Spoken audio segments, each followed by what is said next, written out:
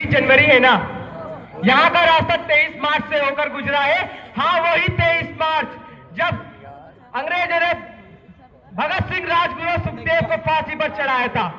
ये जो 26 जनवरी है, 27 फरवरी की कुर्बानी का सिलसिला है।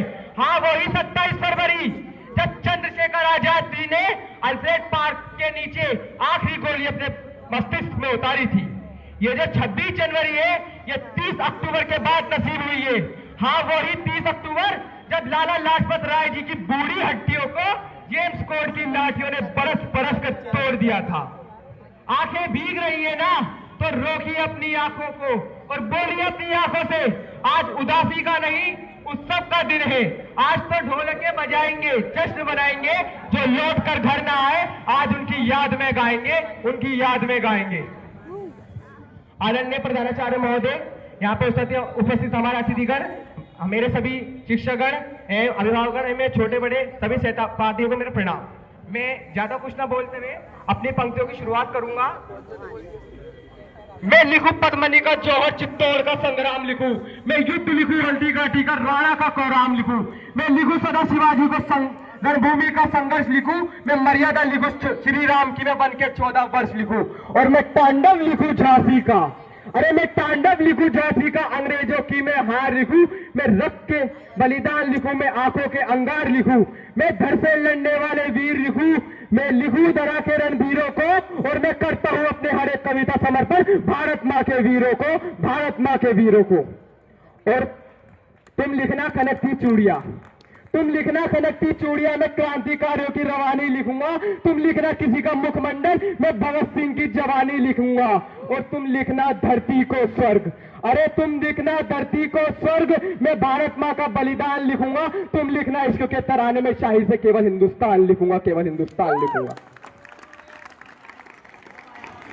और जो हमारा देश आजाद हुआ है और आज जो हमारे देश में संविधान लागू है, ये हमारे देश के उन नौजवानों के कारण है जिन्होंने 19 साल की और 21 साल की उम्र ना देखी और अपने प्राण देश को न्यौछावर कर दिए। तो मैं इसमें कुछ पंक्तियां कहना चाहूंगा। एक एक गिनवाऊंगा मैं मां के वीर सपूतों को, एक एक गिनवाऊंगा मैं मां के वीर सपूतों को, सन सन करके चलते थे उन महाकाल के रूपों को। भगत सिंह कैसे मन में इनकलाब को बोए थे, अरे भगत सिंह कैसे मन में इनकलाब को बोए थे। जलियांवाला बाग को देख उधम सिंह भी रोए थे। आजादी के खातिर कैसे शेखर जी आजाद बने, रंगदेव बसंती चोला ही उनके प्रेम के राग बने। उन वीरों को भूल गए हो, भारत का पानी भूल गए हो जी, चरखे से अगर आजादी है मिली, कुर्बानी को भूल गए हो जी। चरखे से अगर आजादी है मिली, कुर्बानी को भूल गए हो जी। और भारत मां का सीना उस दिन बेहद गर्व से फूल गया, उस दिन बेहद गर्व से फूल गया था जब 19 साल का खुदीराम फांसी के फंदे पर झूल गया था, फांसी के फंदे पर झूल गया था। और इसी के साथ आजकल हमारे देश में दुनिया भर में ये सिलसिला चल रहा है कि औरतें, महिलाएं पर्दे में रहती हैं। तो मैंने याद दिलाना चाहता हूं कि महिलाएं चूल्हा चौकों के साथ जब जरूरत पड़ती है तब तलवारें भी उठाती है। इसके साथ मैं कहना चाहूंगा, अंग्रेजों ने चाल चली, रानी ने खुद को क्रुद्ध किया। अंग्रेजों ने चाल चली, रानी ने खुद को क्रुद्ध किया। खुद को अपने पीछे बांधा, समर भूमि में युद्ध किया। कुछ वीर चले, कुछ धीर चले, संगी साथी रणधीर चले। तलवार चली रणभूमि में, सर से न जाने कितने तीर चले। नानी दुश्मन को याद दिला दी, अरे नानी दुश्मन को याद दिला दी बुंदेलखंड के पानी ने। और अमर कहानी लिख डाली थी झांसी वाली रानी ने, झांसी वाली रानी ने। और उन वीरांगनाओं से भिक्षा लो, अरे उन वीरांगनाओं से भिक्षा लो जो समर भूमि में मरती है। रानी ने सबको बतलाया मर्दानी कैसे लड़ती है, मर्दानी कैसे लड़ती है। और इन्हीं सबके साथ देश के आजाद होने के बाद, संविधान लागू होने के बाद जो हमारा तिरंगे की आन मान शान रखी है, हमारे देश के फौजियों ने रखी है। तो आप सुनिएगा, एक फौजी जब अंतिम गोली खाने के बाद उसके कुछ शब्द रह जाते हैं तो फिर साथी फौजी से क्या कहता है कि जब सरहद पर गोली खा के टूट जाए मेरी सांस, कि जब सरहद पे गोली खा के टूट जाए मेरी सांस, मुझे भेज देना यारो मेरी बूढ़ी माँ के पास। उसे बड़ा शौक था मैं दूल्हा बनूं, घोड़ी चढ़ूं, बहू लाऊं, मेरी बारात निकले। तो ऐसा ही करना, मुझे दूल्हा बनाना, घोड़ी पे बिठाना, मेरी बारात पूरे गांव में बिठाना। और अंत में मेरी माँ से जाके कहना, ए माँ देख तेरा बेटा आया है, बहू तो न लाया पर क्या हुआ, बारात तो लाया है, बारात तो लाया है। उसके बाद मेरे पिताजी मेरे पिताजी पुराने फौजी बड़े मनमोजी मुझसे कहते थे, बेटा या तो दुश्मन को मार के आना या तिरंगे पे लिपट के आना। तो उनसे कहना मैंने उनकी लाज रखी, दुश्मन को पीठ में दिखाई और आखिरी गोली भी सीने में खाई।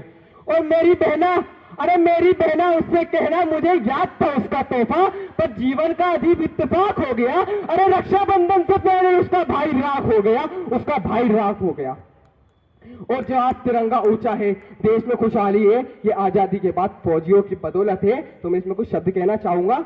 जो खून से लथपथ करना पहुंचे, ये उस वर्दी की लाली है।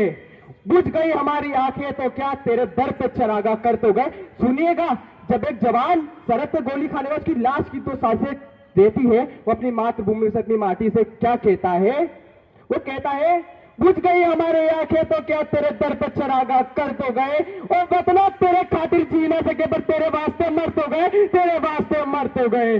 और जो आज हमारा तिरंगा विश्व भर में, भारत के साथ साथ विश्व भर में और विश्व के साथ साथ अंतरिक्ष में चंद्रमा से लेकर मंगल तक पहुंच चुका है, इसके लिए मैं इस तिरंगे को याद दिलाना चाहता हूं कि प्यासे वीरों को लहू का उन्मान दिलाना चाहता हूं। ए तिरंगे सलाम तुझे पर याद दिलाना चाहता हूं। तेरे खातिर कितनी कोखे पलक झपकते खाली हो गई। अरे झांसी वाली तलवारें आजादी को मतवाली हो गई। तेरे खातिर ज्वार उठाया बंदूकों की नलियों में और उधम सिंह ने उधम मचाया लंदन वाली गलियों में। अरे आजाद भी क्या दीवाना था जिसने तुझसे प्यार किया। तेरे खातिर तिलक ने बागी हर अखबार दिया। तेरे खातिर लाला ने चलती बाती आगे कर दी। अरे गोरी लाठी को टक्कर देने अपनी छाती आगे कर दी। और जलियांवाला बाग जिनका इनकलाब सुनाता है, उनकी 2 सांसों के बल तू आज तलक लहराता है। मैं अपनी वाणी को विराम देते हुए अपनी अंतिम कुछ 4 पंक्तियां कहना चाहता हूं। वीरता के व्रत त्योहार करके सारा दम कहो, भारती की आरती में भूल करके गम कहो। बीच करके मुठ्ठियां सोरा से प्राण खींच कर, सींग से दहाड़ कर, वंदे मातरम तुम कहो। इसी के साथ भारत माता की जय, वंदे मातरम तो सब कहते हैं। मैं हमारे प्रधानाचार्य महोदय, अतिथिगण, यहाँ पे जितने भी हमारे शिक्षक और मेरे सभी छोटे बड़े सहपाठी हैं, उन सबसे निवेदन करता हूं कि आप सब मेरे साथ बोलेंगे, वंदे मातरम, भारत माता की जय। धन्यवाद।